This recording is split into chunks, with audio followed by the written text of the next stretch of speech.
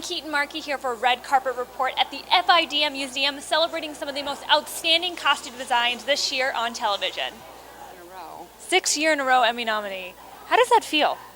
Numb. I'm numb. Like, I can't believe it's really happening. It feels very surreal.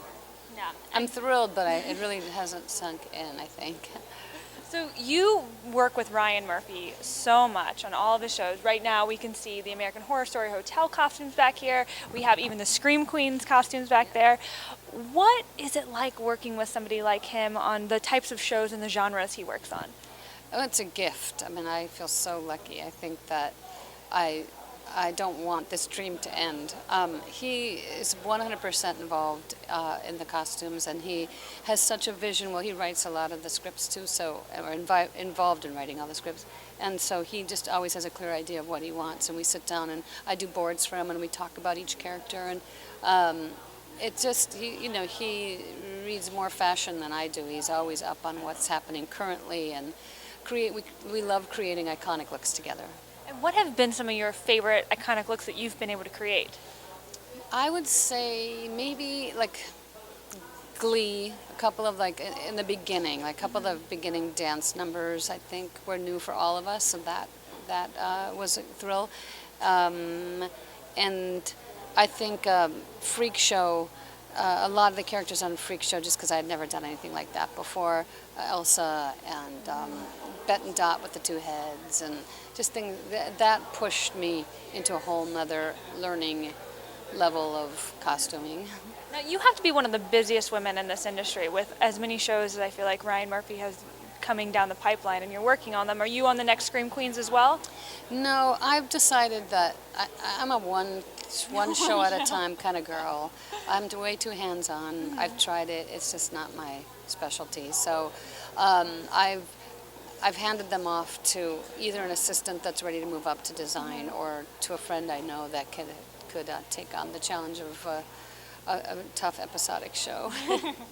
So I don't want to do it to two good friends, because doing a Ryan Murphy show is both a blessing and a very difficult task, because the shows are so big. Yeah. I mean, any episodic show is big. It's not just my shows. Well, and the level, I feel like, of detail that goes into all of his shows. And I mean, as you've shown in all these costumes, it has to be incredible. And you got to work with Lady Gaga, who is such a staple in the fashion world. What was it like collaborating with her on her character as she's kind of explored the acting world? I think it was just, I still, again, now feel surreal. I feel so lucky, because she's just a gem. She's such a good person and ready to take on any challenge. And she jumped in and just put the fear aside and said, I'm going to try this. Well, she was educated in it. She went to school for it. But I just was blown away by her being there, present, 100% present, when she has so many things swirling around in her life, from touring and special events and always being asked to photo shoots, everything. Gosh, she's so busy, and she would just show up and be present, and loved to collaborate. I enjoyed it thoroughly.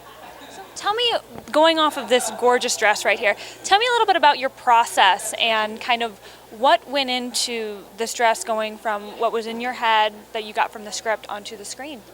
This dress was, well, Ryan specifically said he wanted a fuchsia dress with a ton of fabric that would flow. He was going to have an E-fan blowing at LACMA, walking between the light posts, so he wanted fabric to be flowing, and it had to be fuchsia. And we had like 2 days, maybe 4 days for this one. And so I reached out to Michael Costello, who is a local designer and does amazing gowns, and gave him the criteria. And he sketched a few things, and I just really loved this one.